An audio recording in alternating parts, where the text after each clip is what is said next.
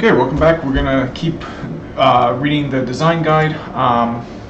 The BGP series looks like it took me 13 parts, so I'm hoping this design guide doesn't take that long. A lot of the BGP series, though, I spoke beforehand, kind of, I think, average 15-20 minutes before I actually got started reading it. So kind of the same with this series as well, but hopefully it takes a little bit less time. The last video I learned about the core and the distribution layers. I picked out devices that would be better suited for each layer. For the access layer, I'm using these Aruba CXs because they each have 9 ports, each capable of 1 gigabyte. For the distribution layer, I want to have a lot of ports available to plug in things, because at the access layer I can just put down another switch if I need it. A distribution layer, I don't have as many, so I have a few more ports here, and these are capable of anywhere from 1 to 2.5 to 5 to all the way up to 100 gig, so really no problems there. And then on the core I have these Cumulus switches, which have fewer ports, but the same options when it comes to link speed. So this is much better decision for devices than I had before. Before I was just kind of winging it without really having any sort of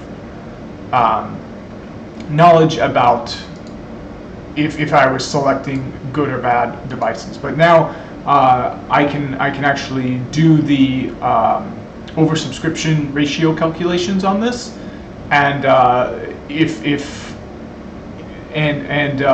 can choose the line rates that'll work best for that ratio. Before, when I had a Aruba at the distribution, I didn't have much wiggle room because I only had a gig to work with.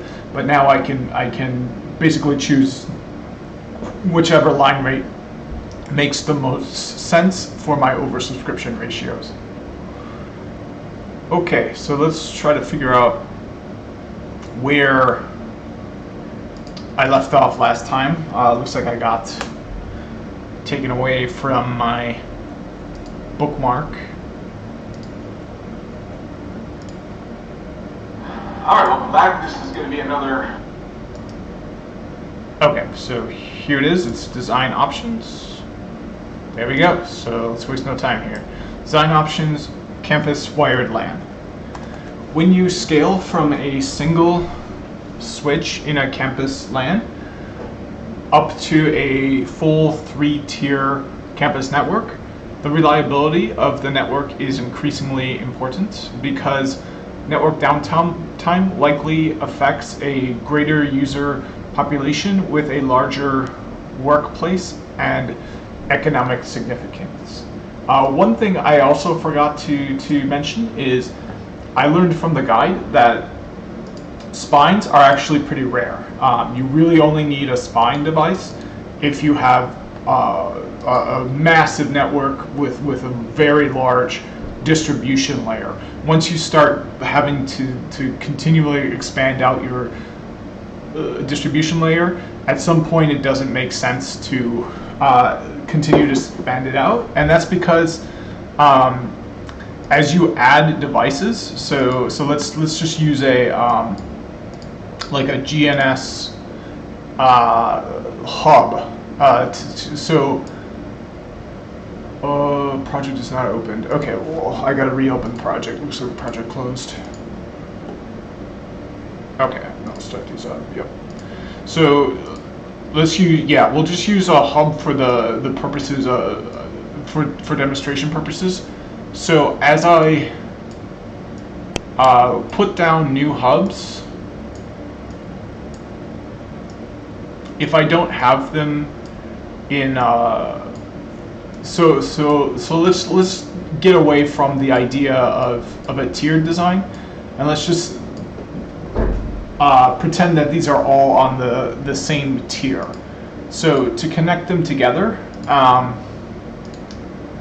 it would look like, yeah, for each to have a connection to the other, it would look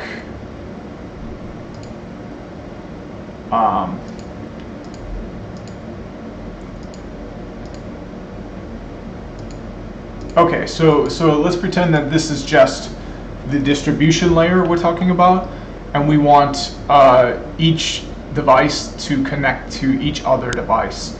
So we can see right now this here, it connects to only these two. So in order to connect to these other devices, we'd have to do 2 more links.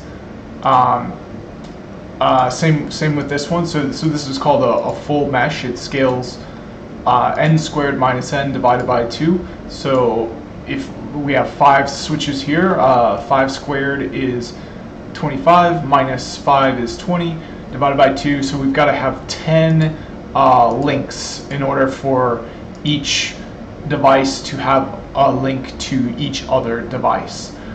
So it gets really fast if you just have everything on a distribution layer, and if you only have and if you require a connection to every other device. Now granted, you might not need that. You might only need something that looks like this. If I may, please. Can I? Yeah, there we go. So if I get rid of this, get rid of that. Yep. There we go. So something like this might be sufficient, because in your distribution layer, you're going to have like if I were to just copy and paste a bunch of these, they would all be connected like that, and you'd think like, oh yeah, that might be sufficient, but then it becomes very difficult to kind of plan these links. Like, what are the oversubscription ratios going to be on that? When is, and then the utilization of them is going to be a little bit less predictable, I would say. And the worst thing is one of these links go down, and the whole thing, you're just completely hosed. So what you can do instead is, instead of expanding out, let's say I needed another distribution switch here, instead of just adding another switch, what I can do, or in addition to adding another switch, what I can do is add a new layer now. So we're going to add a core layer. So we've got these 2 hubs up here.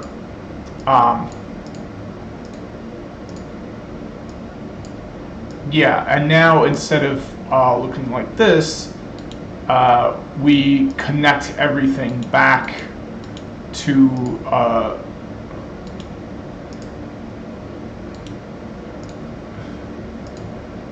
the hubs, and we can do it even in a port channel. So now this has a connection to both of these like that, and then we can stack we can do stacking, so we can get really fancy. But you can see this is much better. Now granted, I do need more links, but actually I don't need more links, because now we've got how many switches here? We got 5, 6, 7. So 7 squared is 49. Minus 7 is going to be 42 divided by 2. So we would have needed 21 links. 42 divided by 2, 21 links. But here we only need 1, 2, 3, 4, 5,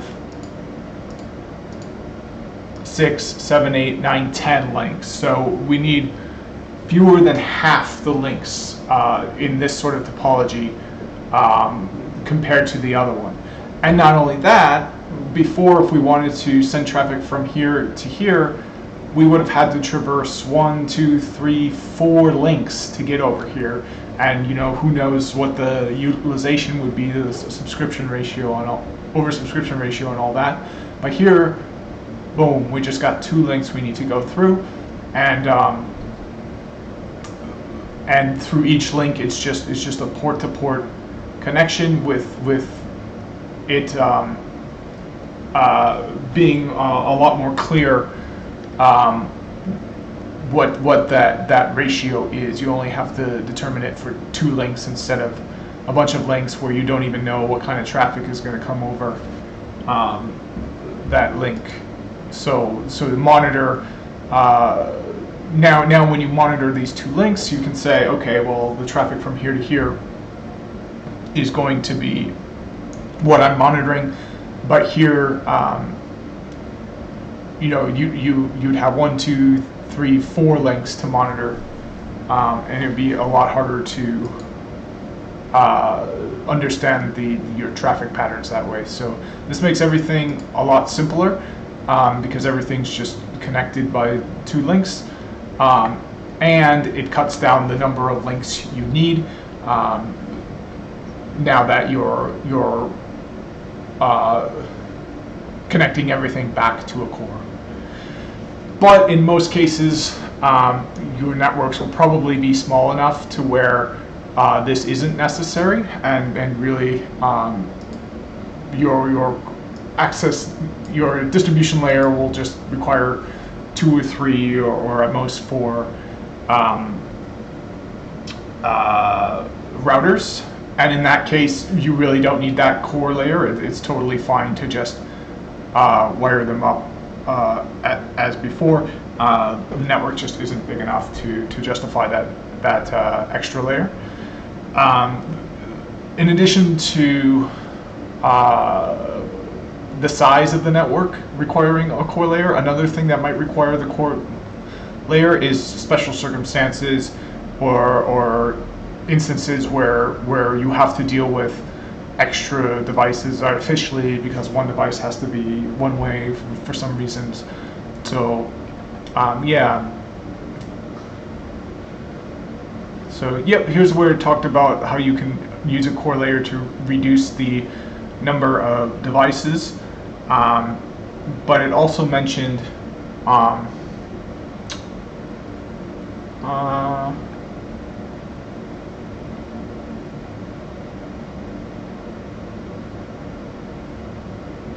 yeah, so I guess that was the main thing. There was one more thing.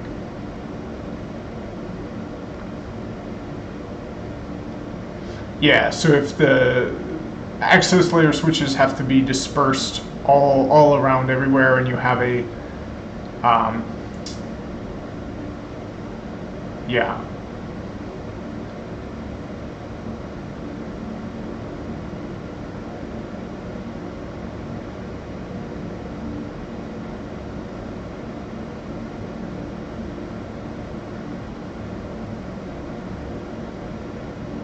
Yeah, so the core layer is the simplest. You're going to have the smallest amount of configuration on the core.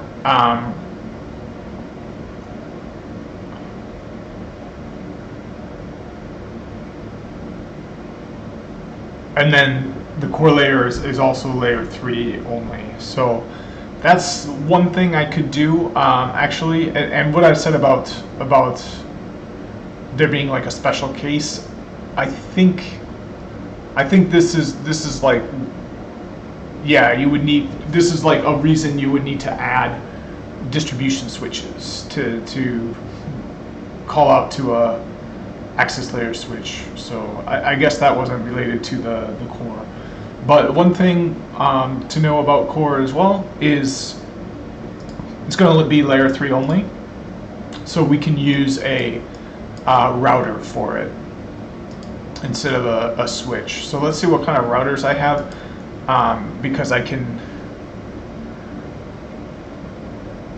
use one of these where I couldn't use them before. I could only use the, oh, so here's a Dell. I guess the Dell might be interesting. We've also got a Cisco iOS XR. That might be interesting. Let's see if I can get that Cisco installed, or if it's a pain. Some are really easy, some are really difficult. I do have a Cisco account.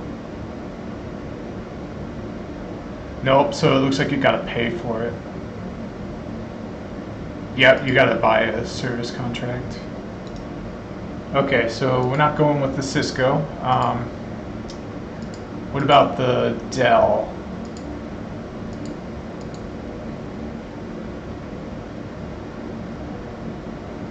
There's also a cloud router. I guess I'm not sure what that is. Let me try the Dell, and then I'll try the cloud router.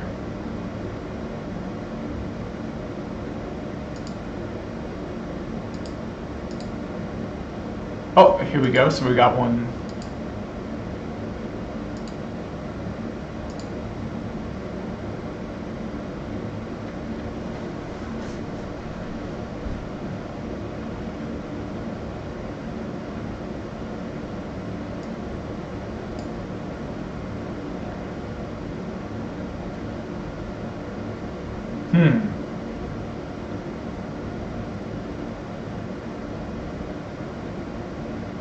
So I can't tell which one this is for.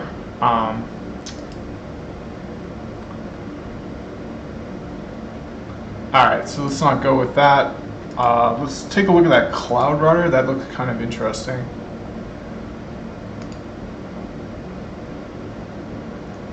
Big cloud fabric.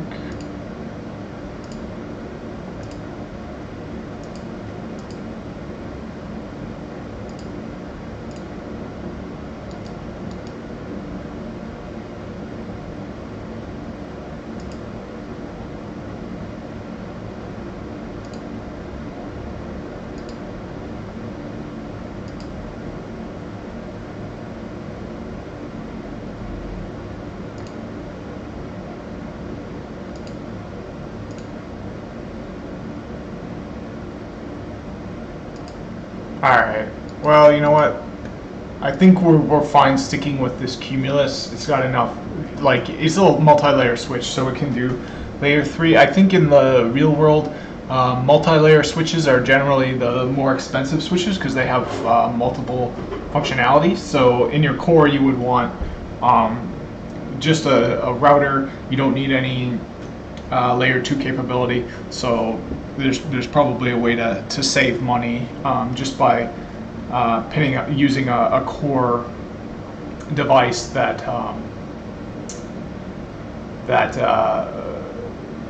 doesn't have any layer 2 functionality. Now you do need a lot of a pretty high line rate in your core in order to meet that oversubscription ratio. You gotta have a pretty high line rate, so that might drive up your costs. But I think typically layer 3 only devices, as well as layer 2 only devices, cost less than multi-layer devices.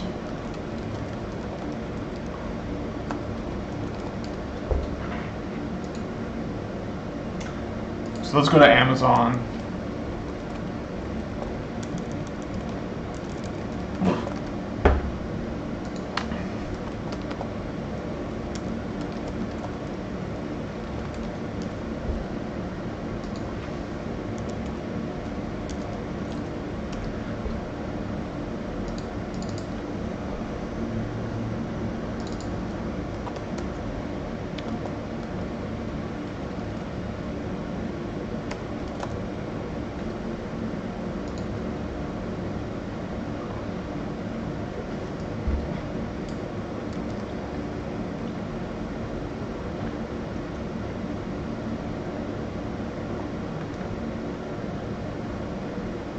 So here's a Juniper purely, I guess, I'm not sure if Amazon is really the place for this.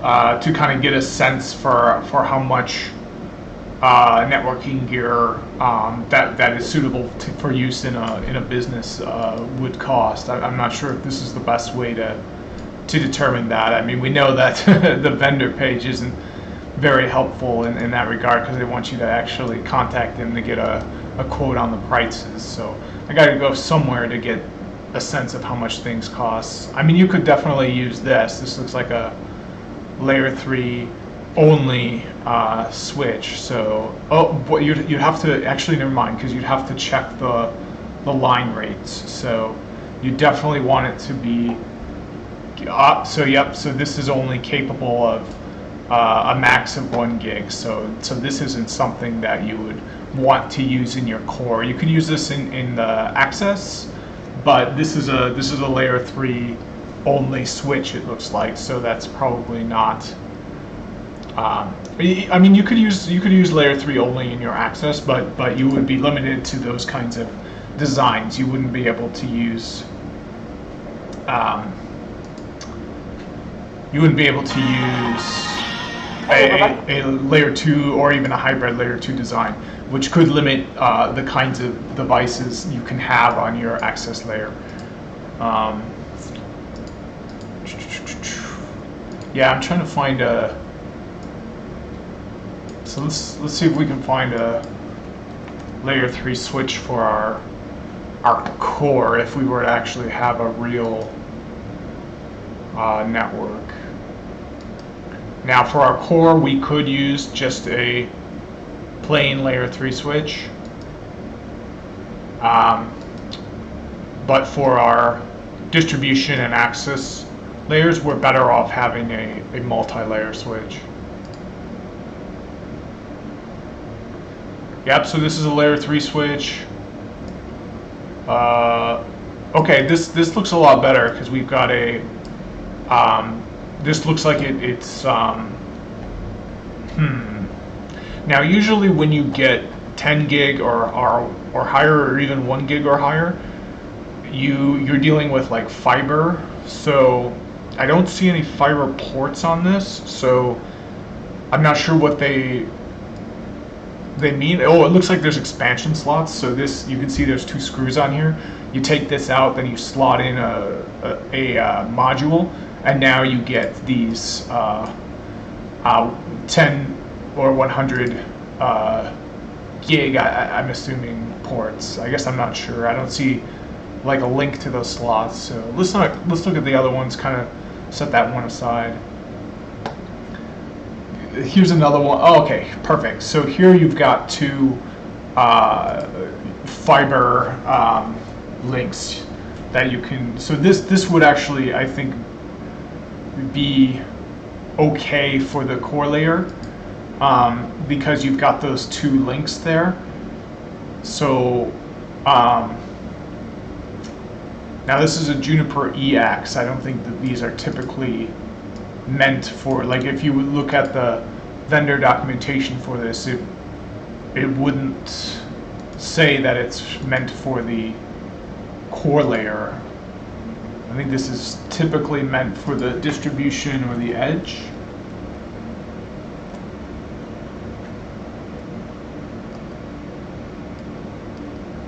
Yeah, it has like edge mode. Oh, here we go. So, oh yeah. See, they're saying it. You can enable high-speed connectivity to aggregation or core layer switches. So yeah, this really isn't meant to be a core switch. It's more meant to be like an edge switch, and then you would use these high-speed links so that your oversubscription ratio could remain under 20 to 1. You have all of these. So this is really meant more for the edge. I would say to use it for the edge. I mean, you could use it for the distribution as well. Actually, no, I wouldn't. I actually wouldn't recommend this for the distribution, because if you needed to connect it up to a core, then you're out of ports. I would want at least 4 of these ports for the distribution. So I would only recommend this for the edge, so that you can hook it up to your distribution with these links and maintain your oversubscription ratio, and then you have quite a few ports to plug in. So this I would say is probably a good bet for the edge. It looks like it's only $100, but again, you've got a little bit of a problem here where it's only a layer 3 switch, so that limits the network designs you can go with.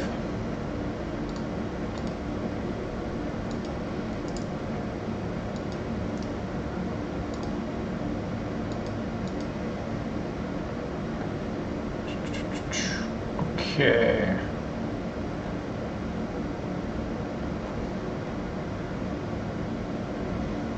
Oh, so here we've got some more. We've got a different port density here. We've got much fewer ports. This says it's layer 3 only. See, this I think would be probably a good choice for the core, because you've got these high. It looks like you've got now some of these are even though you can see 4 ports on here, sometimes they only allow you to use 2 at a time.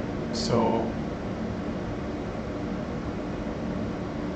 yeah, and it looks like those are 1 gig SFP links, so there isn't anything more than a gig on that switch, so that's really not a good switch to go with in our hypothetical situation we're working with here, which is a large campus WAN we're trying to build.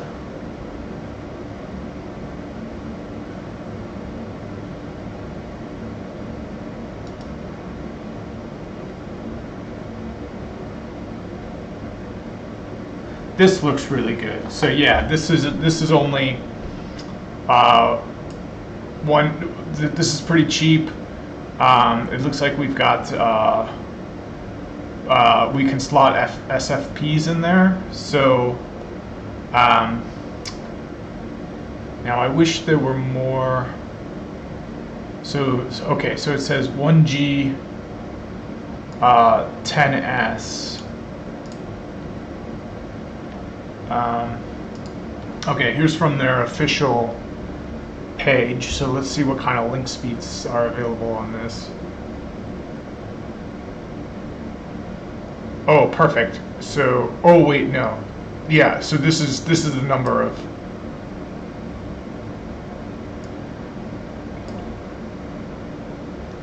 Okay, so it looks like those are. Oh, here we go. Oh, shoot. Yeah, so unfortunately all of these are just for 1 gig, and then this port here is for 10 gig. So you've got only one you've only got one 10 gig port on here. So this is really not suitable. It might be suitable for the edge if you're plugging in all fiber, or if you have copper SFPs or something like that. But this is not a good core router, I don't think. Let's do this. Let's do core router, and let's see what we get when we search for that. Here we go, cloud core router. So this is probably going to be what we want here. So you can see we've got a fair bit of port density, not a ton of ports, not even 10 ports. So yeah, I would say that this is pretty much low port density. Looks like we've got a max of 1 gig on those ports, so that's kind of lower than I had thought. I was expecting more like 2.5 or 10, and then one like 100 gig port there. Oh, and that's just that one port. It looks like these are even less than that.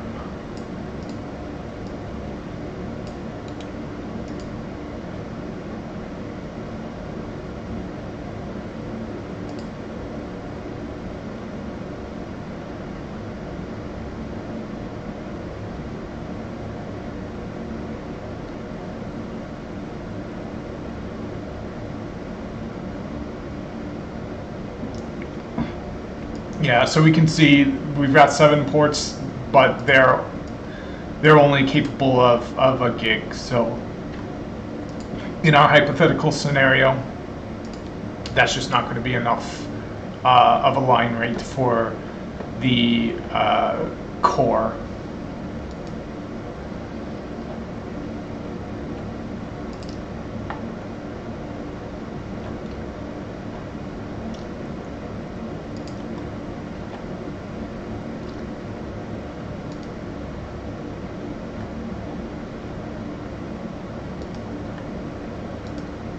All right, so we've got a few choices here.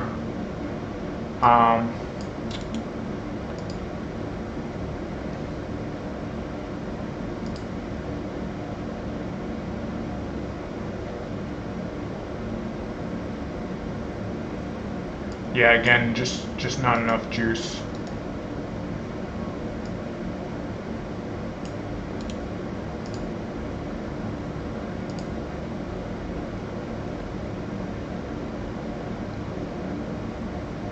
Okay, so here we've got 8 SFP plus ports. So with those you can just plug in. Yeah, so here's all the SFPs you can use. So an SFP plus, let's see here. Yeah, so we can easily do 10 gig using fiber and using these SFP plus devices. And you can see that's kind of expensive, but now here's just a regular SFP. But even this is just a regular SFP, 1.25, so it's higher than a gig. That's pretty nice. So yeah, this is probably what I would go with if we were to have a real world network and not just here. For my core layer, I would probably choose one of these. Yeah, this is definitely what. Oh, looks like it's pretty damn expensive. It's probably more than. But remember, this is going to be a huge network. This is going to be for a hospital, university campus. So I guess that's probably not unreasonable for. In fact, that's probably pretty darn cheap. Like if you're gonna get a Cisco contract or like hook up with Juniper or something, you're probably gonna pay 10 times this amount for your core router. So this is probably a pretty good deal if it's not just complete garbage, which that's probably why it's on Amazon and why I've never heard of the company, because it probably is. But let's put this down in our notes here. We'll say real world, and this is, and I'll say real world. Yeah, so real world, and then colon, and then core. Okay, so that's what I would be using for my core if I were to build this sort of network in the real world, which is a huge network.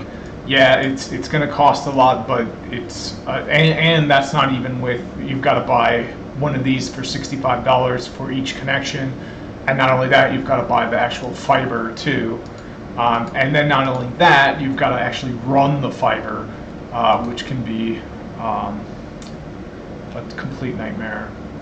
I think, yeah, and not only that, you're buying a switch from Amazon, which is probably not a good idea.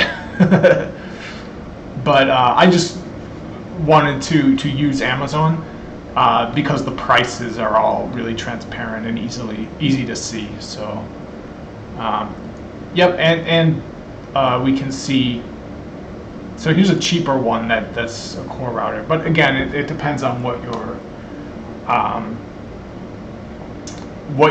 needs are. We're assuming we have a huge network, and we're going to have a lot of expensive needs for our network. So this probably isn't too far out there for what our imaginary scenario demands.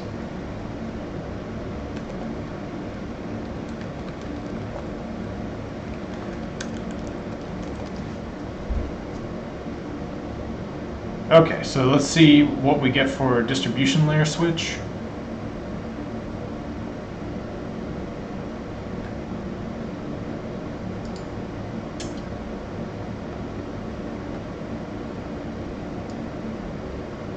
And we already kind of saw what would be a good core layer switch. Ah, yeah, this looks good actually. This looks like a good choice for the distribution layer switch. And we want now we've got 10 gig up to our core, so we definitely want to have. Oh, actually, this is not. Yeah, we can see this is a core router, so this isn't what we would want. In fact, well, this is what we. Oh no! So this is if you had a. Yeah, this is not what we would want for our core router, because in our network it's going to be requiring a lot more bandwidth. This would probably be good for your core or your distribution if they were collapsed and you had a smaller network that didn't have as high of bandwidth requirements. But in our case, we're assuming that we have a lot of bandwidth requirements. Okay, yeah, this here looks perfect. I think this is what we would use for our distribution layer.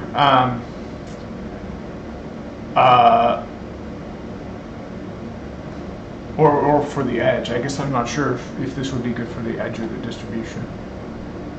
Or the access. Actually, this has PoE. Yeah, this has PoE, so this is probably better for the, yeah, like something like this with gigabit uplinks is probably, yeah, this is probably good for the edge. I might even just write that down, and then we can use these 1 gig, and then for our distribution, we're gonna need gig ports and then a 10 gig uplink. But I think that's probably good enough for the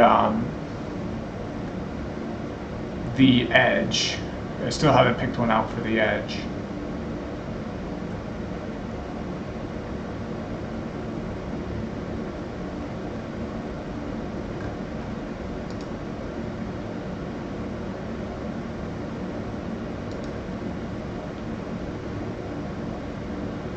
Yeah, this looks like a good distribution.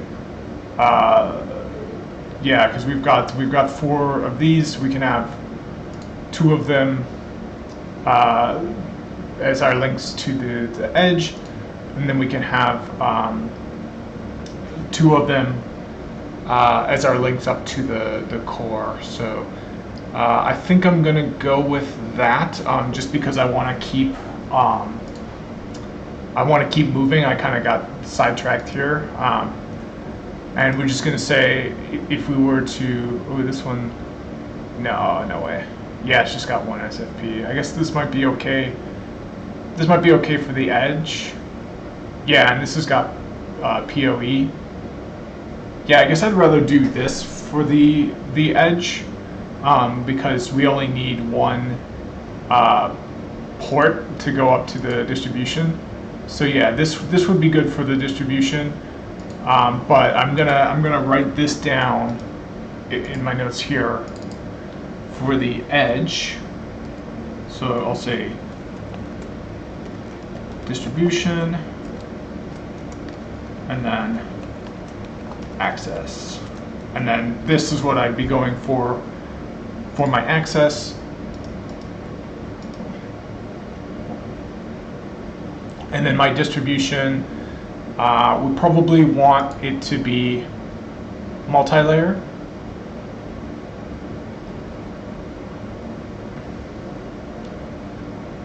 So I kind of like this a little better, because then we can have we've got 4 of these switches here, so we can do a port channel of 3 and 3 up to the core, and then our ratios are good. So I like this one because it has more SFP slots. Oh, I guess they have the same number of SFP slots. Now, does this allow for SFP plus? It looks like this just allows for 1 gig, so it doesn't allow for SFP plus. This same thing, it doesn't allow for SFP plus. Yeah, so we want a distribution layer switch. So let me try distribution layer switch.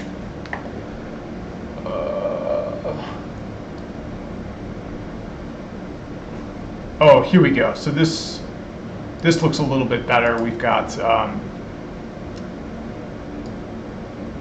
2 10 gig ports. We definitely need PoE on our access layer. I don't think we'll need it on our distribution layer. We do have it on our access layer though. And then is this capable of layer 2? It looks like this is only capable of layer 3. But I think multi-layer would end up costing a lot more. But we definitely want those. Yeah, we definitely want these 2 10 gigabit links because we can form a port channel up to our core, and we can still have 2 left over, and then we could go 1 down to our edge. So yeah, I think this is what I'm going to choose for the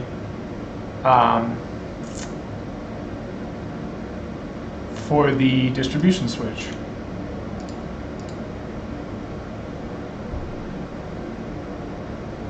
Yeah, I mean, mostly we just want 10 gig. That's our number 1 requirement. We want some slots where we can connect up to our core with 10 gig links. We want a fair bit of port density for all of our servers. Yeah, and then aside from that, we just want the costs to come down. We don't need PoE on the distribution. We definitely need it on the edge though, in case we got Cisco phones or any kind of phones. Ooh, this one's interesting. This is a desktop switch. I don't know what I would need a desktop switch for.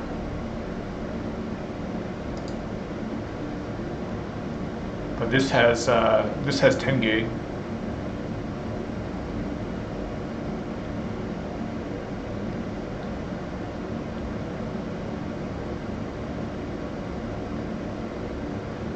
Yeah, this looks kind of good.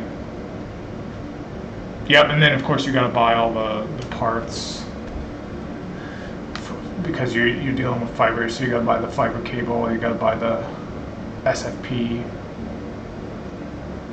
I wish I could fit this in there somehow because this is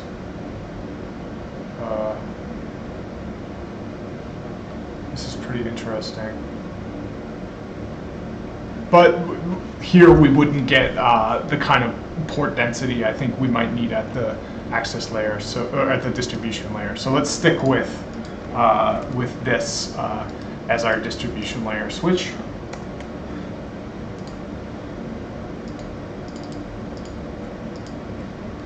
There we go. So if this were a network I was going to build in the real world, instead of these 2 Cumulus switches here, I would buy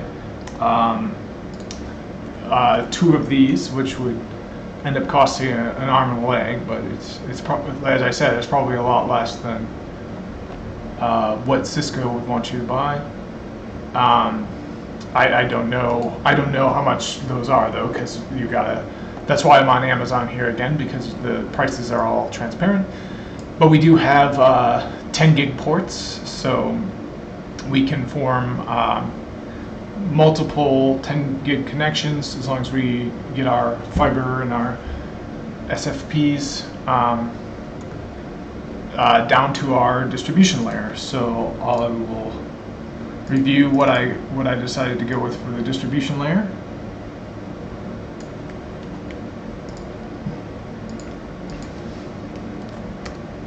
All right, so for the distribution layer, I went with this layer 3 switch. So yeah, that might be a little bit tricky that it's only layer 3.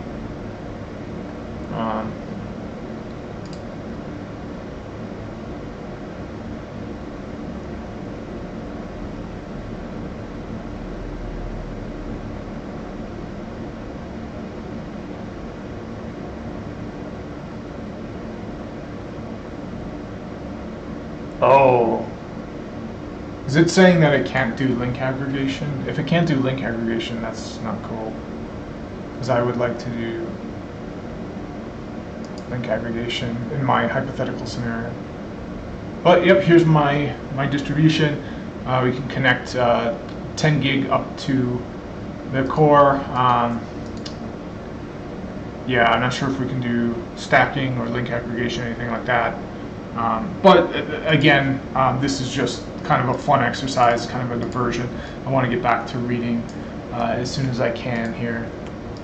And then as I read, I might say, oh, this was a horrible decision, and then update it. But I just want to have this in mind as I read so that I can eventually learn just how awful of a decision this might end up being. And again, this is all just hypothetical. I'm not actually going to purchase any of these switches. But I think this is typically what you would see. Your core layer switch would be the most expensive because you need the highest line rates for that, and you need a fair bit of port density, so that really adds up in cost. Your distribution layer also going to be expensive because again you need pretty high line rates. You need a fair bit of port density, so not quite as expensive as the core because you don't need as many ports that are really high line rates, but definitely adds up because you do need some, and that port density can increase costs as well. And then your cheapest router is going to be at your access layer. It can be this you don't require a lot of a high line rate. In fact, we see our ports to plug in here only are capable of 100 megabits per second. We're not even capable of a gig. That's totally fine. That's going to keep our oversubscription ratio really easy to work with. We won't end up in a situation where we plug in more devices and now our oversubscription ratio is completely incorrect. It's above 20 to 1. We won't have that situation because we've only got 2 gigs for an uplink. Because we have those 2 gig uplink ports, and then we have 100 meg ports. So we can plug in. We've got 16 ports. We can plug in all 16 ports. That gives us 1.6 gigs. And if we have only one, of those uplinks set up, that's 1.6 divided by. So that would be yeah, it would be 1.6 to 1, wouldn't it? Yeah, because we'd have 1.6 gig to 1 gig. So our oversubscription ratio is actually perhaps a bit too like we don't even have to use the we can save money on the SFP here because you see we've got that SFP link, so we actually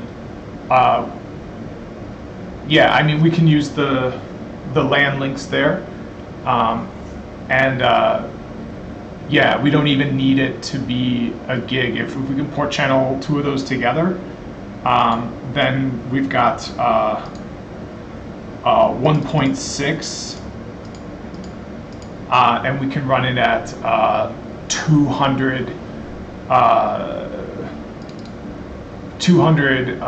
gigs, which is 1/5 of a gig. So it would be 1.6 divided by 0.2, and our oversubscription ratio is 8 to 1, which is well under 20 to 1. So we can even just use, in fact, we can even probably just use 1 gig link for our uplink.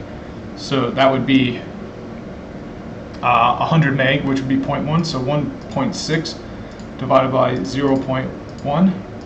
Oops, and I forgot too. So if oh, actually no, it wouldn't. So we can plug all 16 of these in, and we can just have one uplink that is running at even 100 megabits per second. It doesn't even have to be a gig.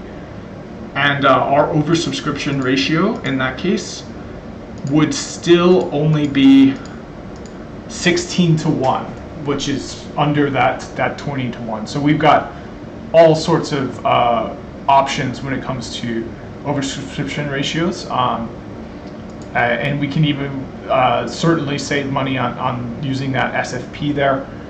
We don't need to use one of our SFP ports for our connections down to our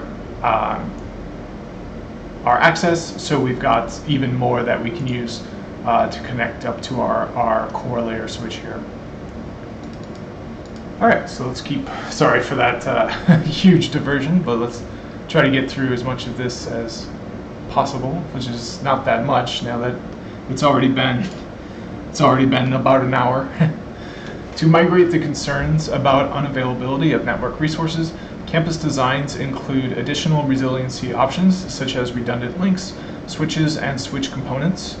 In traditional multi-layer campus designs, the added resiliency comes at a cost of configuration complexity, with most of the complexity introduced from the interaction of the access and aggregation layers of the campus LAN.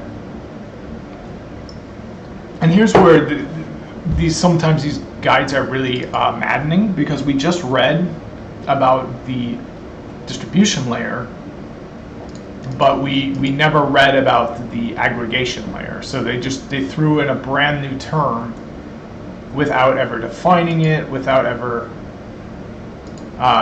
introducing it at all. So we learned about the distribution layer, but we did not learn about. Oh, I see. Okay. Oh, I guess you would call it aggregation layer if you were referring to layer 3.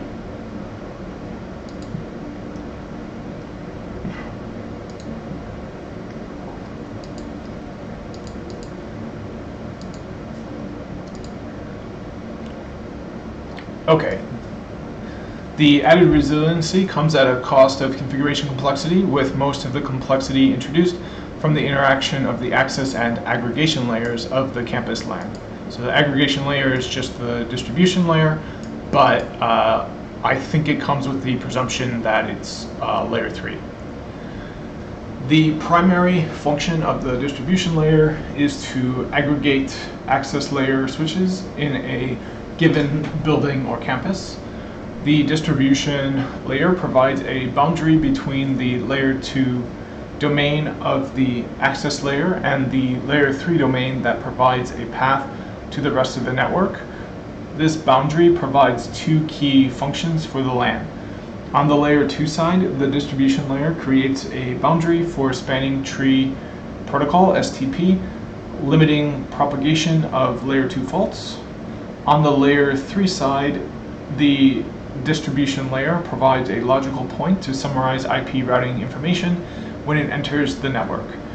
The summarization includes IP route tables for easier troubleshooting and reduces protocol overhead for faster recovery from failures. Layer 2 access with traditional multi-layer campus design. Traditional LAN designs use a two-tier approach with layer 2 from the access layer to the distribution layer, where the layer 3 boundary exists. The connectivity from the access layer to the distribution layer can result in either a loop-free or looped design. In the traditional network design, the distribution layer has a pair of standalone switches for resiliency. It is recommended that you restrict a layer 2 virtual LAN, VLAN, to a single wiring closet or access uplink pair in order to reduce or eliminate topology loops that STP must block and that are a common point of failure in LANs. Restricting a VLAN to a single switch provides a loop-free design, but it does limit network flexibility. To create a resilient IP gateway for VLANs in the traditional design, you must use first hop redundancy protocols, FHRP, which provide hosts with a consistent MAC address and gateway IP for a VLAN. Hot standby routing protocol, HSRP, and virtual router redundancy protocol, VRRP, are the most common gateway redundancy protocols, but they only allow hosts to send data out one of the access uplinks to the distribution layer and require additional configuration for each aggregation switch in order to allow you to distribute VLANs across uplinks. Gateway Load Balancing Protocol, GLBP, does provide greater uplink utilization for traffic exiting the access layer by balancing load from hosts across multiple uplinks. But you can only use it in a non-looped topology. Note, all first hop redundancy protocol protocols require you to fine-tune the default timer settings in order to allow for sub-second network convergence, which can impact switch CPU resources. Some organizations require the same layer 2 VLAN to be extended to multiple access layer closets to accommodate an application or service. The looped design causes spanning tree to block links, which reduces the bandwidth from the rest of the network and can cause slower network convergence. The inefficiencies and the increased potential for misconfiguration drive network engineers to look for more appealing alternatives. So here's the traditional looped design with VLANs spanning access switches. So we've got a VLAN here, a VLAN. They're all just using the same VLAN, so spanning tree is going to be, so we can basically pretend there are no VLANs and just it's just all one big local area network. So spanning tree is going to be having to block some of these links, otherwise there will be a loop and the traffic, there'll be what is known as a layer 2 broadcast storm unless you have spanning tree. The alternative to that is the traditional loop-free design with VLAN per access switch. So instead of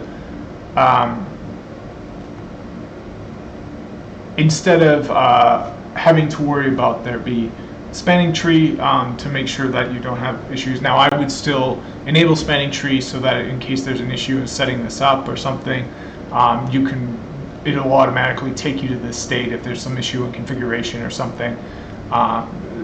You'd rather have this than you would a broadcast storm. So I would say even if spanning tree isn't necessary, configure it. There's no harm in configuring it and having it do nothing, but actually save you from a broadcast storm if that were to happen, as opposed to just leaving it off and then having a broadcast storm if you make some sort of misconfiguration or something. But here, now we've got 2 VLANs instead of 1. So we've got here, and then we've got a layer 3 link, 2 VLANs instead of 1. So now we can see that each link from the access layer can be used without having to have one blocked in order to prevent layer 2 loops. And now we're going to have a routing table here, and we're going to learn the subnet assigned to, so the subnet assigned to, so it's going to have connected routes. It's going to know about this layer 3 link, the VLAN 30 and VLAN 40. Same thing for the other distribution switch. It's going to have all 3 connected routes. But now on your access layer, now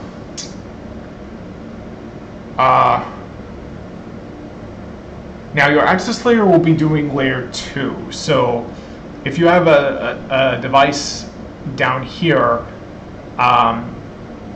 with an IP of 10.1.0.1, and then you have here 10.2.0.2, here it's when you try to ping 10.2.0.2, the device down here is what does a lot of the magic. So if so it knows it's pinging off of its own network, so it'll have a default gateway configured, and it will craft a packet that is sent to that default gateway. Once it gets here, we're only on layer 2, so we're going to be concerned about the frame header, which has the MAC address of the default gateway, assuming an ARP has gone through for that default gateway. That, of course, will happen before. And then if there's no entry in the MAC address table, it'll flood it out all, and one of these will have that. One of these will be serving as the default gateway. Now, these are probably, now we can see how VRRP plays into this. So we'll probably get back for the ARP, the one that's serving as the active role, and then once the packet makes it up there, now it gets routed over to VLAN 40 from a connected route here to a connected route there, and now it can get down there. So that's quite a bit different from what happens here. Here it's all layer 2. So if we had, so now we can't have a device on 10.1.0.1/24, 10.2.0.1/24, because they're on different subnets. They've got to be all on the same subnet in this kind of topology. So you kind of get a little bit of probably a better situation, since you're using all private space. You don't need to worry about running out of space, and now you get more of kind of like, you can name your 10.1, you can do like 10. The room number or the address or some sort of identifying number, the floor that it's on. You can use that to your advantage when you have this kind of design. Whereas here, I mean, you guessed you could do that. You could say that this is 10.1.0. room number 3/24, and then this is room number 4/24.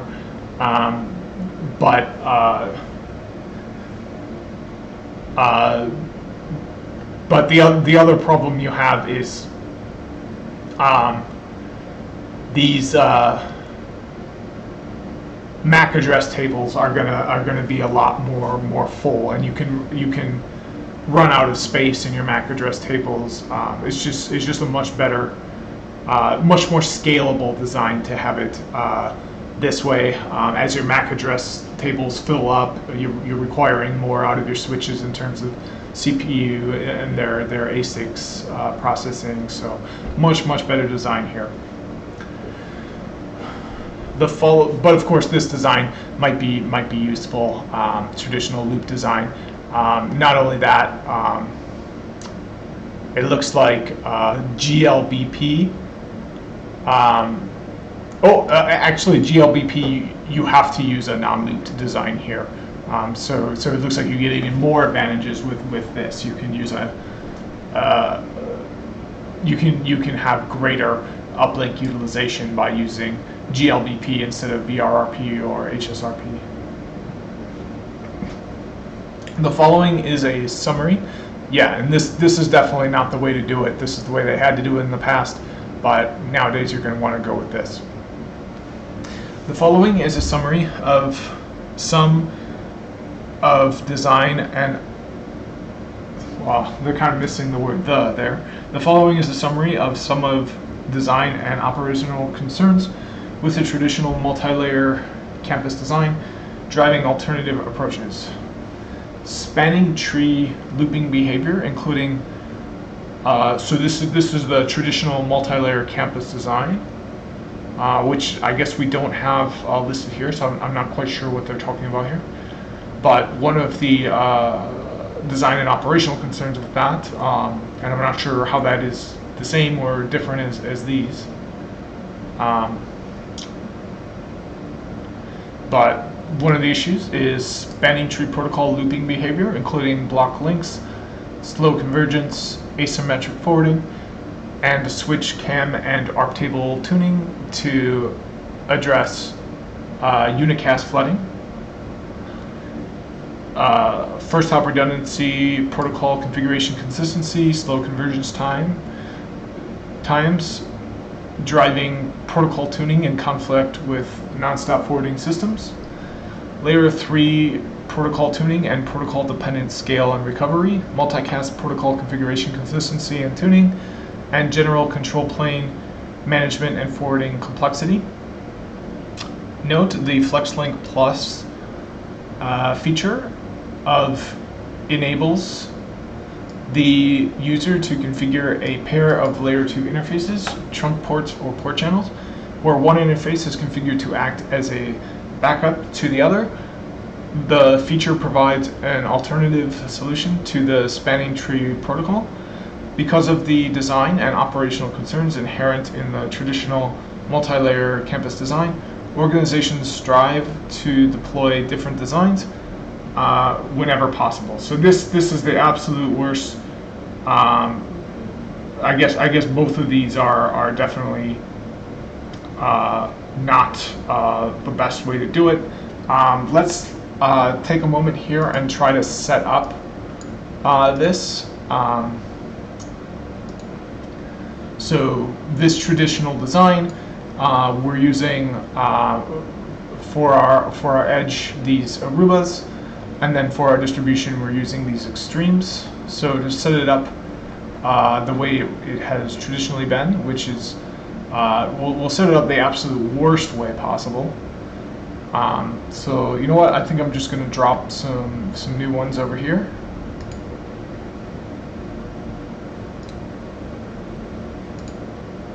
Oops. Okay, so we've got our Arubas for our edge. Oh, if I can. Okay, I've got that tool selected, so I gotta unselect that. Okay, and then we've got our extremes for our distribution. Okay, and then the goal will be to have two PCs, just these VPCSs ping each other. Okay, so let's wire it up.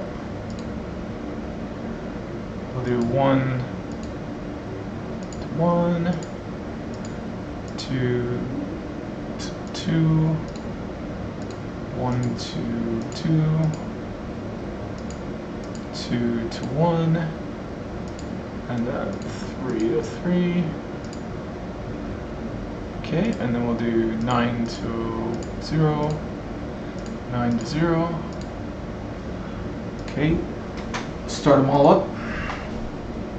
Take a look at the summaries here. Yeah, the server summary. Okay, so yeah, I'm only at 16% RAM, only at 20% CPU. Sorry, I have that on my other screen. There's a bug where I can only see it on my first screen. But yeah, looking good. This really isn't taxing my home lab too much. I got a lot of power in my home lab. So let's set this up exactly as we see it here with VLAN 30, and then hopefully we can get these two links to be blocked. I won't worry about it too much. If it blocks just whatever it blocks, that will be totally fine.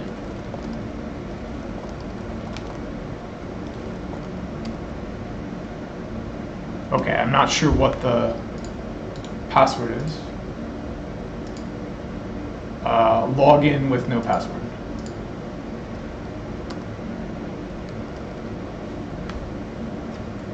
Oh, it looks like I might need to reboot this.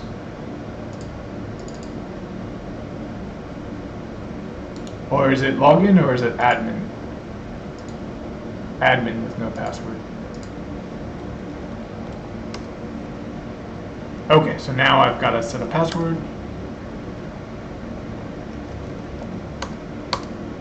There we go, perfect. So, nope, we definitely don't want to disable that. Don't want security. It looks like N is in uppercase, so I think that is the default option. So we can just hit enter to keep the default options here. Okay. All right, so now we've got our prompt here. Let's see if we can get this one up now.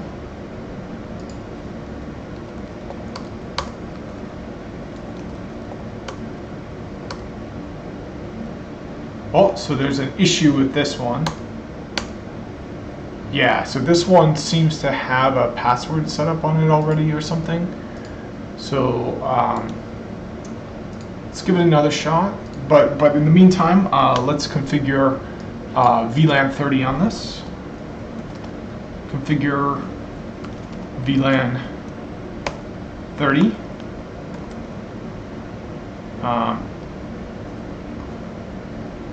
Okay. Oh, oops. Now we've got to do. We gotta name it. We'll name it bad design.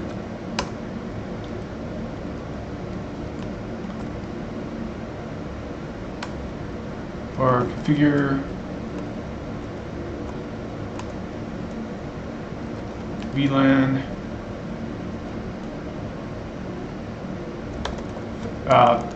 bad design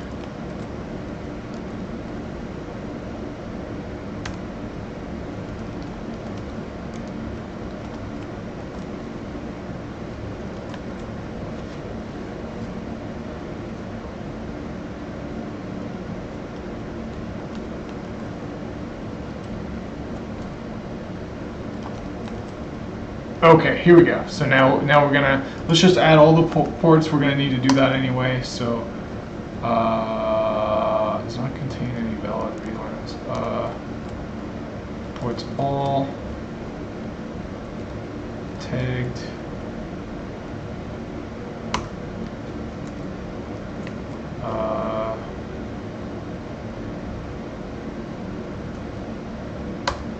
Huh.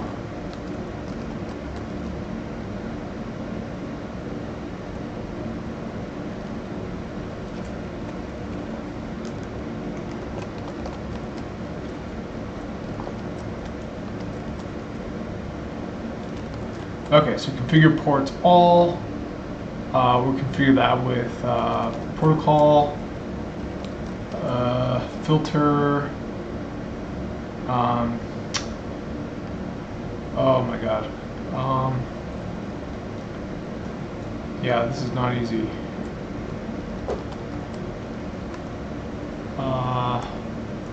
Is it .1Q? .1P? I'm pretty sure it's going to be configure VLAN. I see. So we got to put it in quotes. There we go.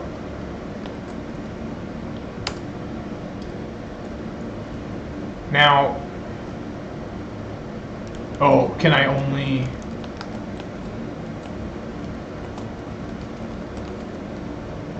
Okay, so I can only do default or management, but I can, it looks like I can make like VLAN 30 and then I can give a name to that.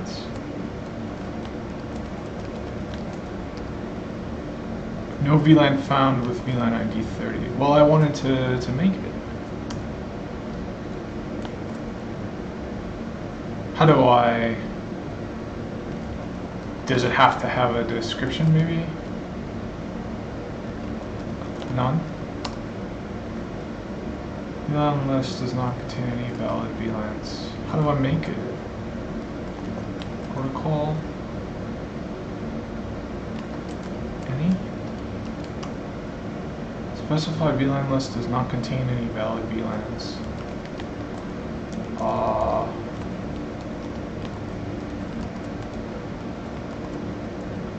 Oh, you create. Maybe that's it. Oh, here we go. Create VLAN. We'll say bad design tag 30. Perfect. Okay, now we have the actual VLAN. So now we can apply it to ports. Configure VLAN 30. Add ports all.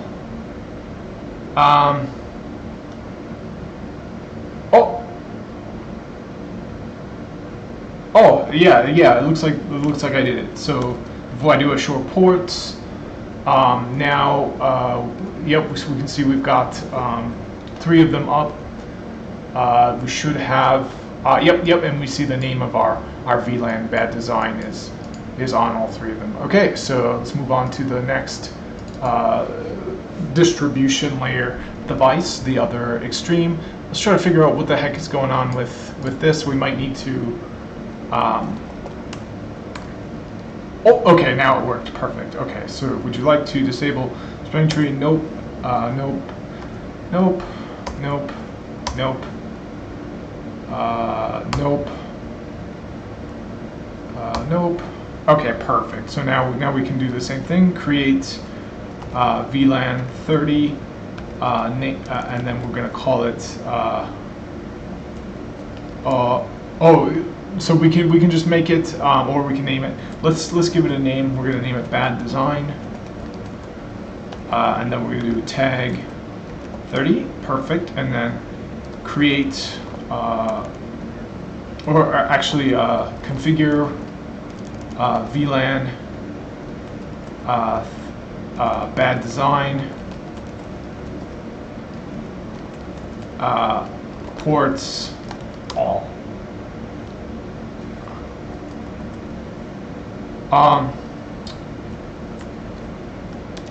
30 add ports all. There we go. So now if I do a show ports, same thing. We've got bad design. I can do a show VLAN bad design, and yep, we've got it tagged with VLAN 30. All right, so don't forget the save. That's the most important thing. Yep, we're gonna save. We gotta hit yes here. Perfect. Okay, I forgot to do it with this one. That's the most important thing for sure. So we're gonna do save. Perfect. Yes. Excellent. Okay, now it's time to configure the edge.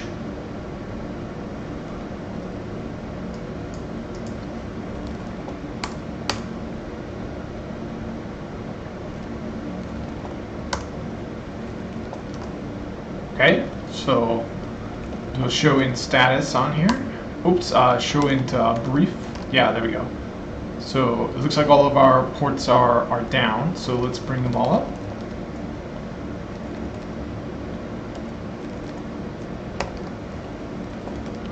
Okay, and then let's create a VLAN. We're going to create VLAN 30. Perfect. We'll name it bad design.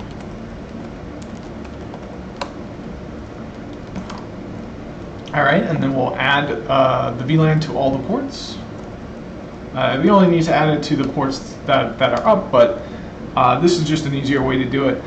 In the real world, you would only add it to the ports you needed to. The rest of the ports you would put on a nothing VLAN to make sure that if somebody gets access to your switches and plug it in, they're not going to get very far. You'd also have the ports shut down as well.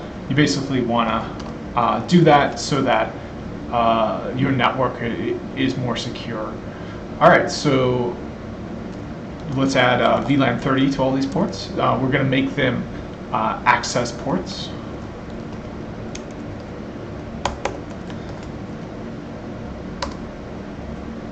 operation not involved, so we got to turn routing off on the ports. So no routing is the command for that on a Aruba. There we go, and now we've got, we do the show interface brief again. Now we've got, oh, it looks like we've got quite a few ports that are status up. I guess I'm surprised to see that. I thought we would only see this and these three. The other thing I'm going to do is enable Lldp neighbors.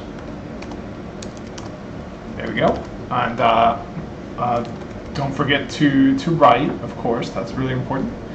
I'm going to go back to the extreme devices and enable Lldp on those as well.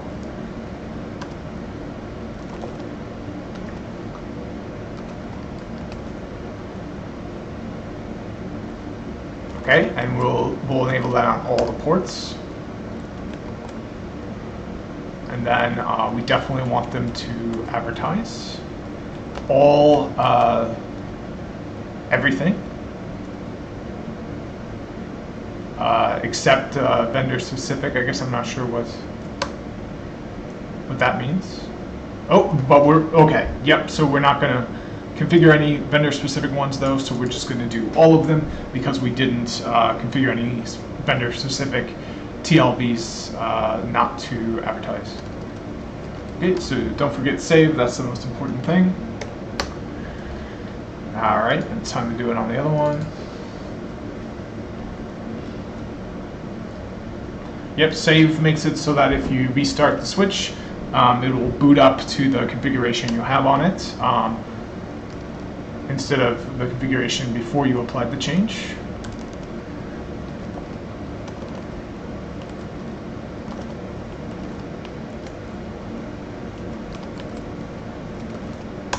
Go, save, most important thing. You can see we've got a reminder that we didn't save. That goes away after we saved. All right, we got one more switch to go. Then we got to put on IPs on our PCs and make sure we can ping between them.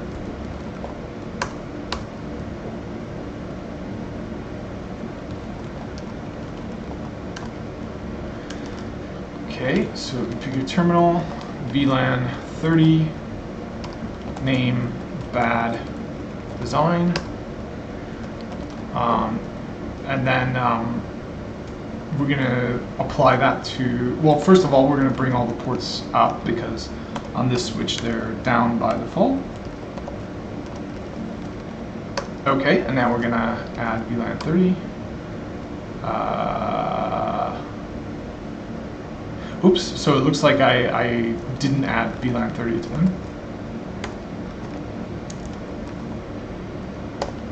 So I've got to do no routing first, remember how that works, and then we're going to do okay, so we are going to do VLAN, okay, yep, so VLAN access. VLAN 30 takes me to a different sub-configuration menu. It's not to how I configure VLAN 30 on this port. To do that, in this case we're going to choose an access port. Big difference between access and trunk port. Trunk port you need to use if you're going to allow multiple VLANs over this port. We only need one over it, so we're going to stick with access port. Okay, so let's do a show int brief, and yep, we've got the same results as on the first one. Our links are all up, so let's do a write memory. Perfect. And now, you know what? Let's do a spanning tree, show spanning tree right now. So a spanning tree is disabled. That's bad. Like, I think there's probably a loop on here. So let's get spanning tree on there as soon as I possibly can. Okay, so it looks like that's all I need. We'll also do Lldp. Yep, and then the most important command, we're gonna save. All right, so now I wonder if I've got a high amount of traffic on here, because so it looks like there's not that much, but if you have a routing loop, you're going to have quite a bit of traffic pile up pretty darn quick.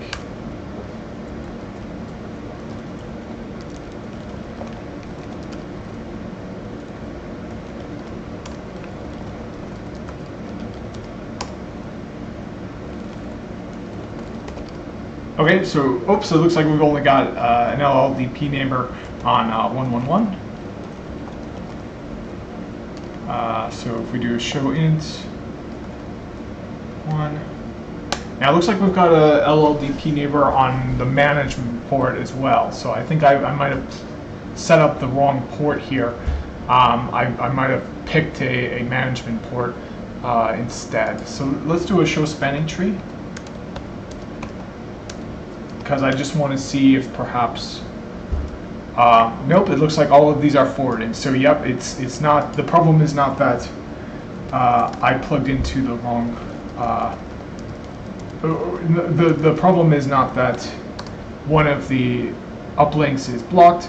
The problem is that I chose the wrong kind of port. Although I do, oh, I see. I guess I am surprised to see that there's only, I guess there's no LLDP on the VPCS host. But as quick as we can, let's go over to the other one instead of spanning tree. I'm worried there's going to be a loop, a broadcast storm on that if I don't get that set up right away. So we're going to do configure terminal, spanning tree. I think we already had LLDP, but I'll just do it again. Show LLDP neighbor info. Likewise, we've got 2 on here. So now this is interesting because let's do a show in brief. So I don't see anything named MGMT. Oh, you know what? I bet you the first one is MGMT. So yeah, I remember that. So this port 111, we're actually talking about on here port 112 because they're pushed back. So before we do anything else though, let's get spanning tree on here, and then we can't forget the most important command. So write memory on both of those. I'll go back to the other Aruba. There we go. That's the most important command.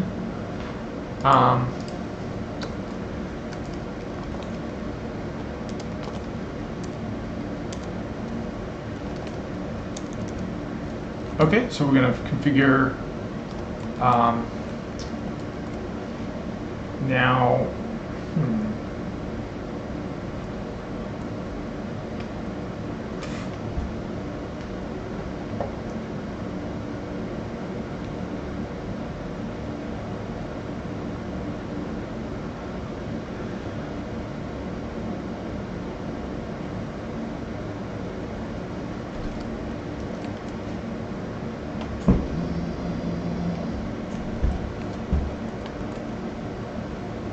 Okay, so it looks like they only have MSTP on here.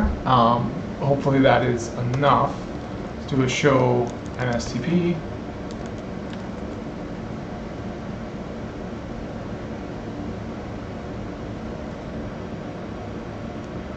Well, I don't see anything about MSTP.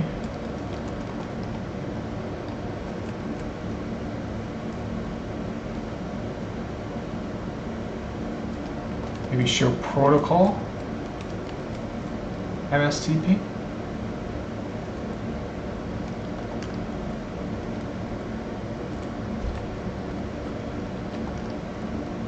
Okay, here we go. So we've got spanning tree here. Yeah, but we've got a type LLC. I guess I'm not sure what that means.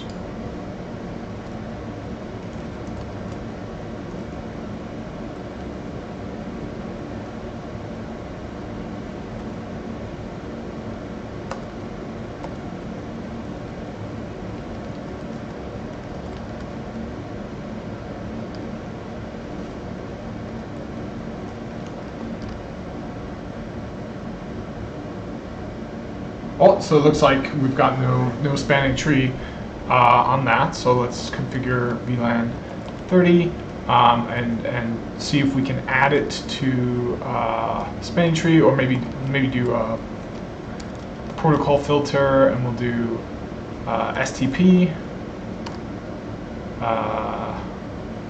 Filter cannot be bound. Okay, so let's try a create VLAN 30. Oh, we already got it. So let's do a create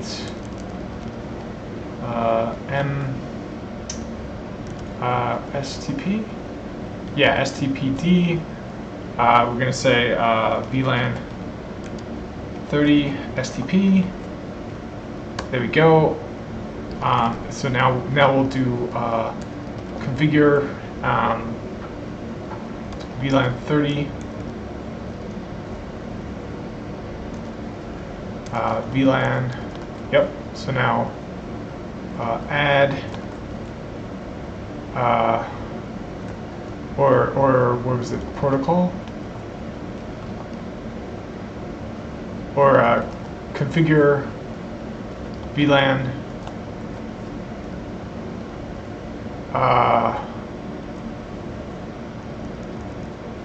VLAN 30 STP. Okay, so now we gotta add ports to it, so we'll add all the ports.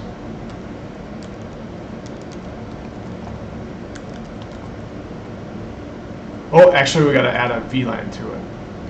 So we'll add our VLAN named bad design. Incomplete.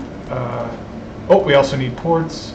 Oh, perfect. Okay, so now we got spanning tree configured on this. We'll copy this over. First, we got to make this asterisk disappear by doing save. All right, and now let's set up spanning tree on this other device.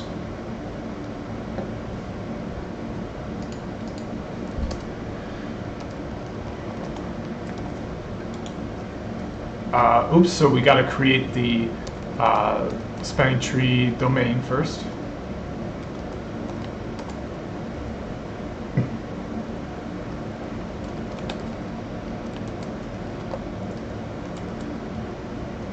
Okay, and now we should be able to, perfect, okay. Save, we got the asterisk disappearing. All right, so now if I do show spanning tree, so show VLAN 30 STP. There we go. Now we've got information about this. Now, do we have it per port? Can we see which ports are being blocked, which ports are active?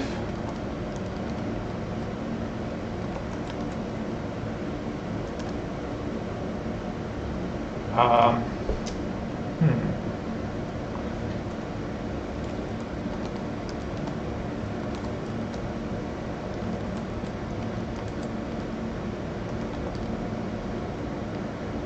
don't see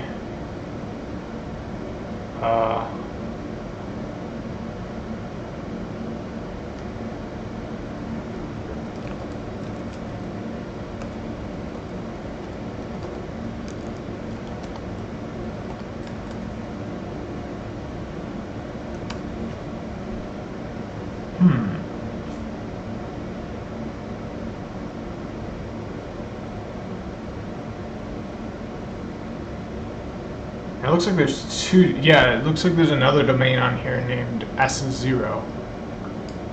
Not sure what that's all about. So hopefully spanning tree is set up right on there. I guess I'm not sure. But I will, of course, I think it might not be working because I don't have these ports working. Yeah, so I'm gonna need to switch this. I'm gonna need to move each of these ports up one. So let's do that. Now it doesn't matter how I move it because I'm not using or I'm not configuring my ports specifically. I'm taking the perhaps not so secure route, and I'm just configuring everything instead of isolating specific ports. But I'm just in a lab, so security is really not my biggest concern right now. Okay, so now it should pop up as ports 1 and 2 because it's a bit confusing. I think there is a way to rename it, but for now we're just going to see if this is the quick fix.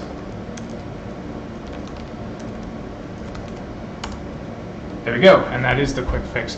Now, it looks like we've got a little bit of an issue here. We've got, we've got multiple MACs being learned on here, so I'm a little bit concerned that there's a running loop. The other issue I see is we still are learning something. Maybe it's because we got to clear. Yeah, so let's clear the neighbors, and then let's see which ones we learn back after 30 seconds.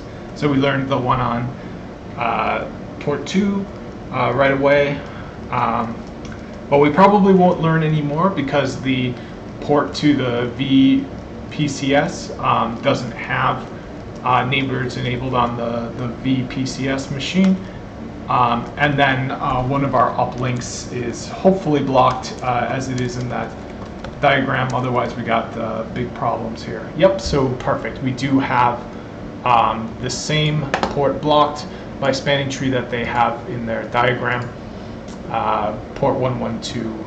So this is to the root, so we know that this device here, our first device in our distribution layer, is serving as the root. So this should be exactly the same with 112 blocked and 111 forwarding. Let's take a look.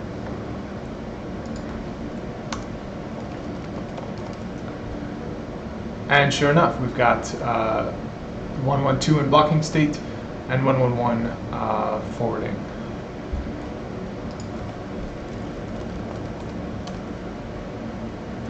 There we go, and we've got 2 neighbors on here, so we should be able to get a neighbor on this. It just looks like it was a bit slow in populating. There we go. So even though it's in blocking state, we can still receive neighbors and stuff. Blocking state is quite a bit different than disabled state, which is a similar state to if you shut down the port. So shut down the port, you're not going to get a neighbor because that port's just not processing any traffic. But when it's in blocking state, not only is it still processing traffic, if it gets a BPDU, it can actually unblock.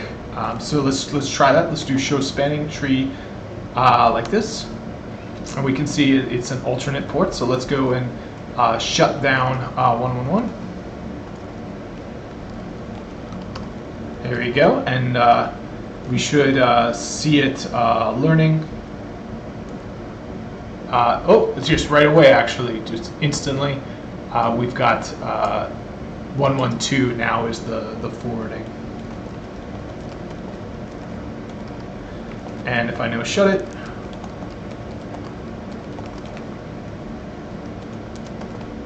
now 111 is back up again.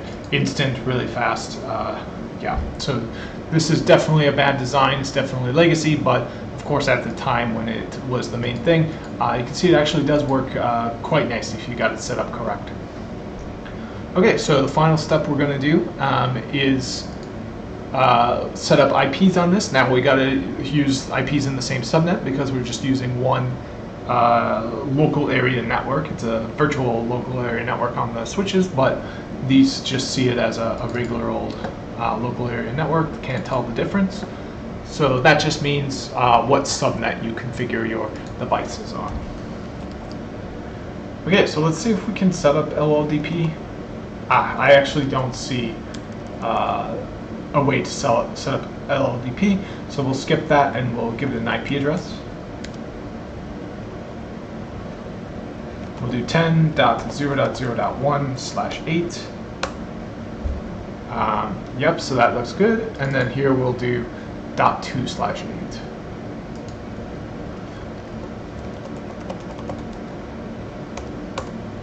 All right, so now here's the real test. We'll see if we can ping between the two.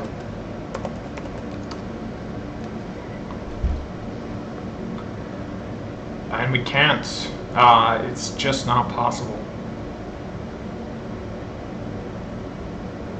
Why not? You know what? I actually think it might not go into effect until you save. Is that why?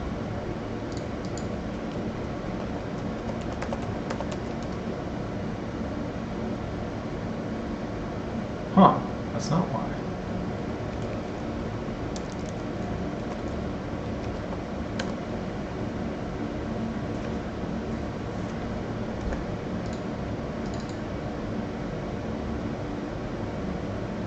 Now, there is something that perhaps might look a little bit strange, and that's if I do a show Lldp remote, or sorry, neighbor, we can see we don't have the port 119.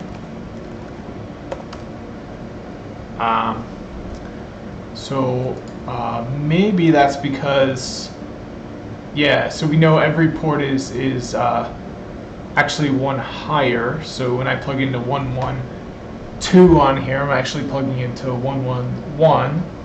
So this should be, so yep, this is our problem.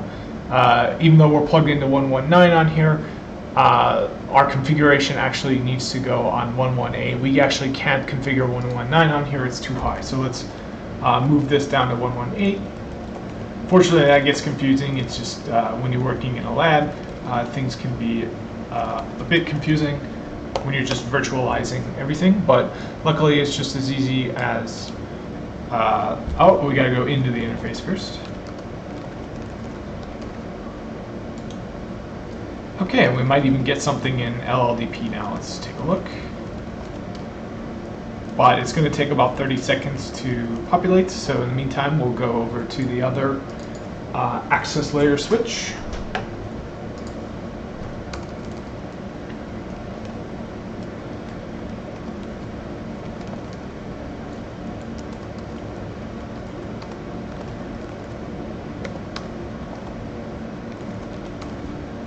Okay, and configure that. Now this was just our connection to the VPCS, so everything in our network is totally fine. Nothing's going to change in spanning tree. We're still going to have port 112 blocking. And that's going to be on both switch. There we go. And if I do a show Lldp neighbors, I doubt we'll still have it, but we'll check. Okay, yeah, the VPCSs don't have Lldp. But now we should be able to ping, now that the port connected, but it's gonna ARP, so that's totally normal, because it needs to ARP. What? That's weird. Why can't it ping? Okay, well, we do have it more normal now, though. So it looks like there's some kind of issue.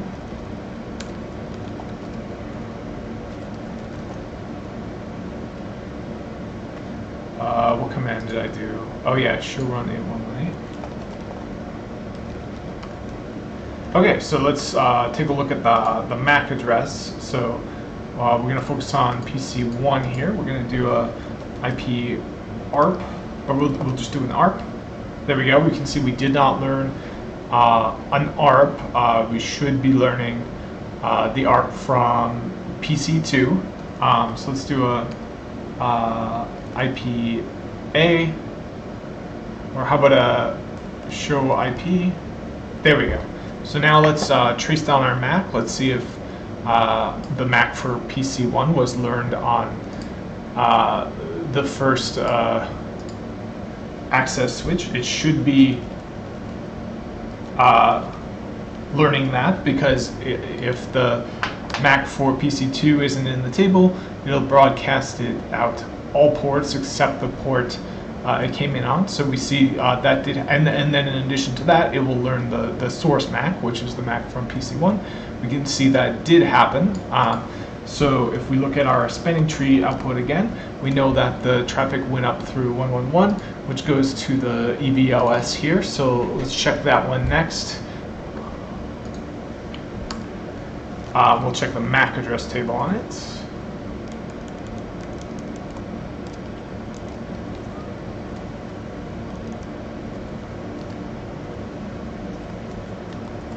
Okay, I'm not sure how to show the MAC address table.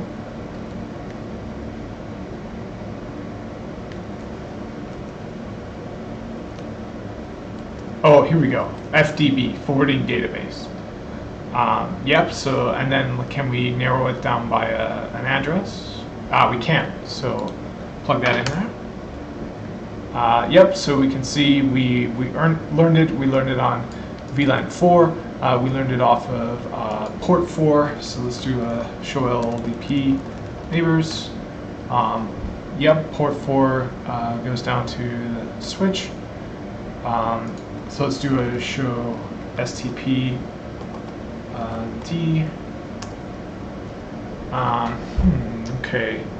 Yeah, I wish I understood this better because it's difficult to see which is blocked and which is forwarding. I wonder if this is actually the issue. But let's see if we've got that MAC address on the second switch here, the second access layer switch.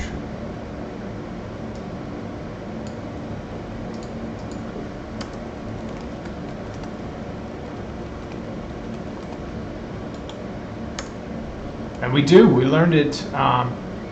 So I don't understand why. Yeah, that's really weird. Why is it not working then? Okay, so we've got 10.0.0.2/8. So it's in the same subnet. Let's see if going back the other way, it has worked. Yep, so it works like that. We know it's going to go 001, so we should see if it's in here.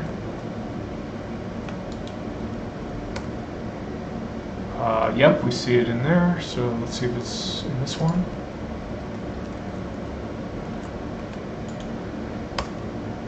Oh, so here's our problem. We're not learning the MAC address from this one. That's weird. And you know what? It's probably because, yeah, I know why this is the case. So the reason we're not learning it from the other side is because we didn't ping from the other side, because the switch will, when traffic comes in, oh, okay, now it's working. Yeah, but the reason it wasn't working before is because when it comes in and the MAC address for the destination IP isn't in the table, it will forward it out all except the one it came in on, and then it will keep doing that. So clearly it didn't. Like this did not reply to the ARP yet, so it wasn't able to get there. But we can see now everything is working totally fine. Let's see if we can do a continuous ping. Yeah, so we'll do a -C, and we'll do. Oh, see if I do that now. I want it to be.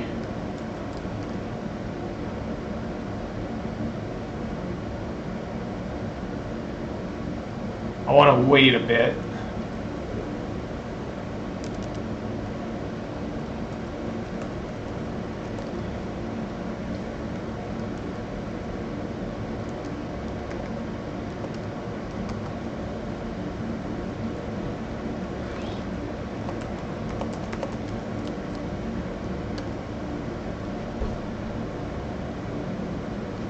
Oh, here we go. So we'll send we'll do a -t, and we'll just keep sending packets until we're interrupted.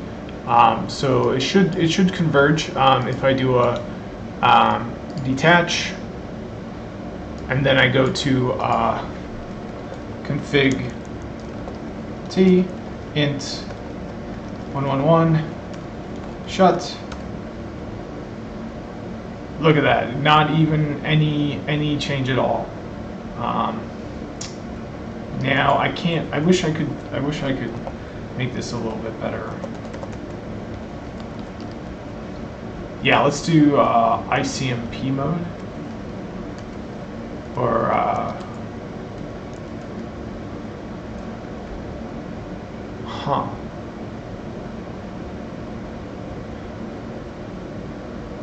Oh, here we go. -I is what I want.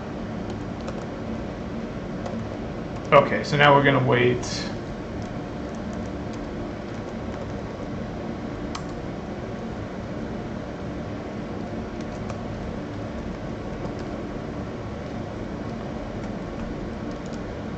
Looks like the -I is not working for some reason.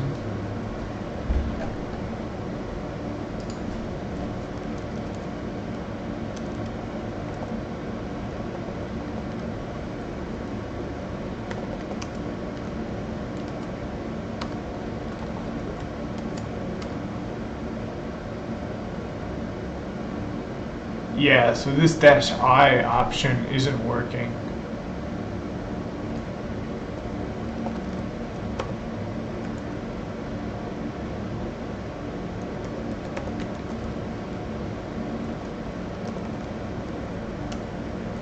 Oh, here we go. Now it's working. I'm not sure what I was doing before. But yeah, so now we can wait 1 second. Oops, it actually times out if I do that. So let's do 1 less 0. Still times out. Still times out. Still times out.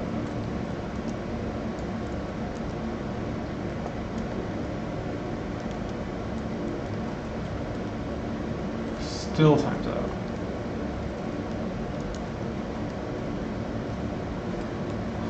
I'm not sure what's happening here.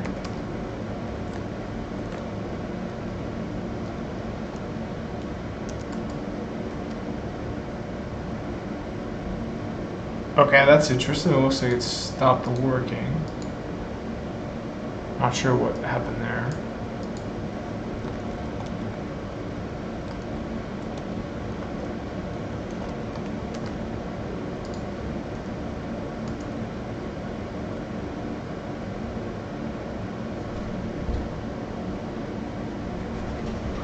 Yeah, I'm not sure what's happening here.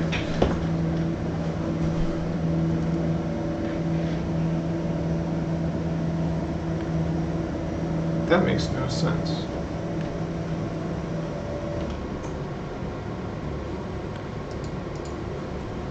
Now, when I was pinging before, okay, I can see why it started working before, because I just wasn't pinging the right IP.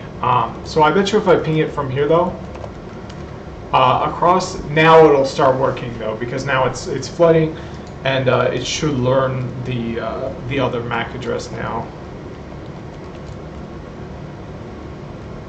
So now we should get a, yep, so now we've got a MAC entry. So if I try to ping it now, it should work. No, it still don't work.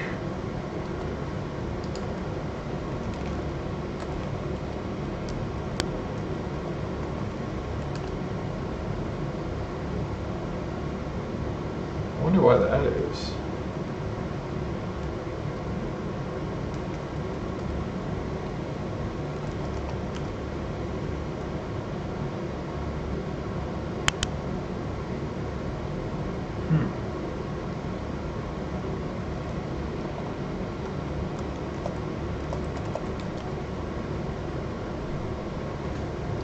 Yeah, I'm confused here.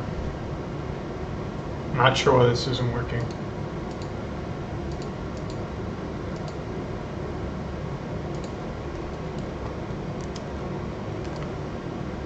Yeah, I can't ARP.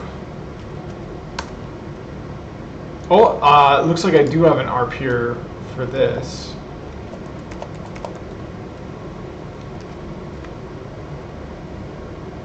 So somehow I was able to get an ARP.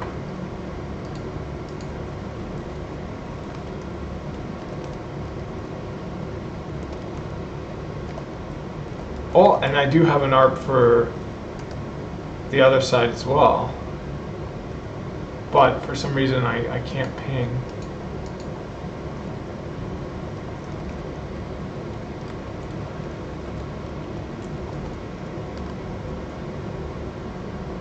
Huh.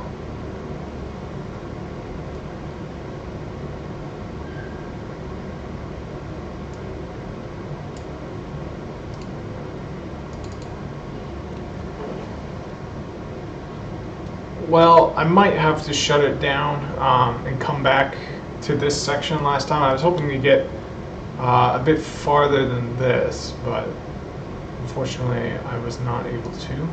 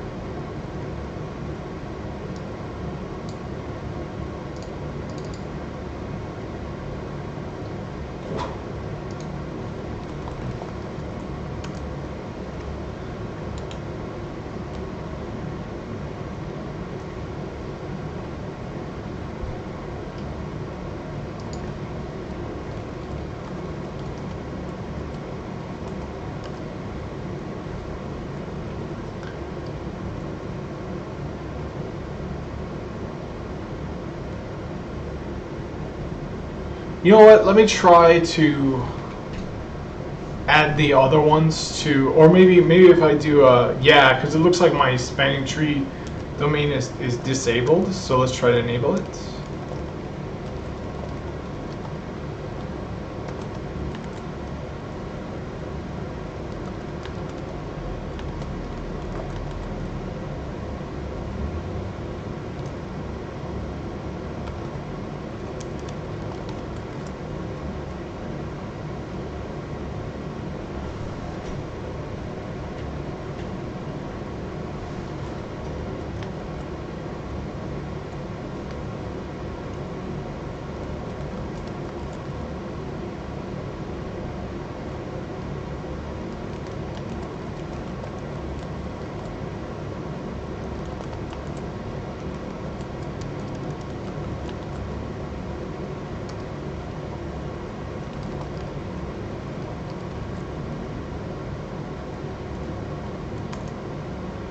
So it's still disabled.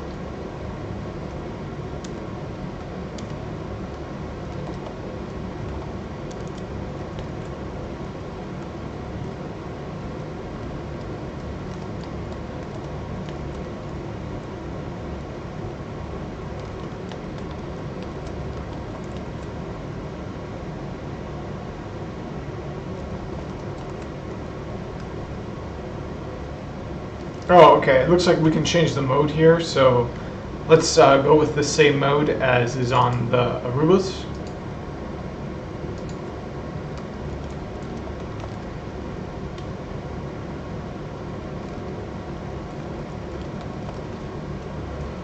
So on the Arubas, oh, we do have MSTP enabled on the Arubas as well. So we're going to go with that.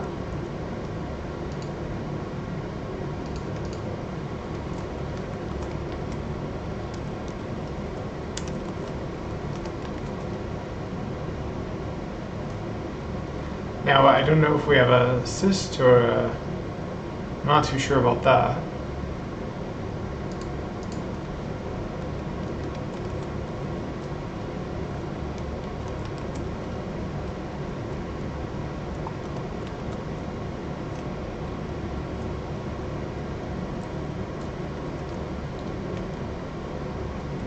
Huh.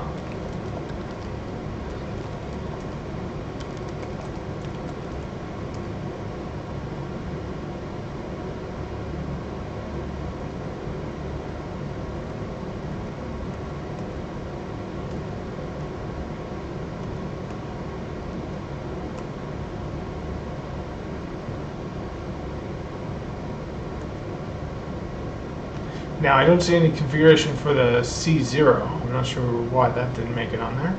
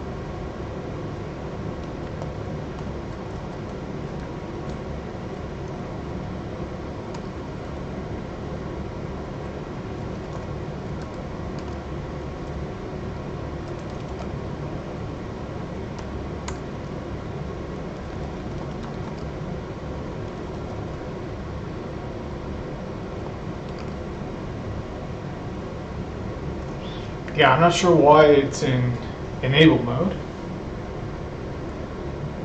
Oh, I see. It looks like on port 12 it's in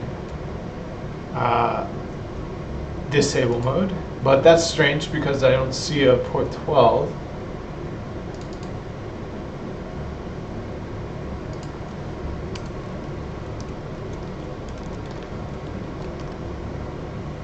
Yep, same thing here. It's disabled for port 12.